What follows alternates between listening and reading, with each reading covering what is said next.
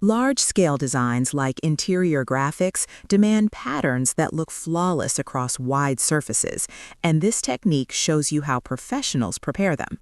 How to create wallpaper-style patterns.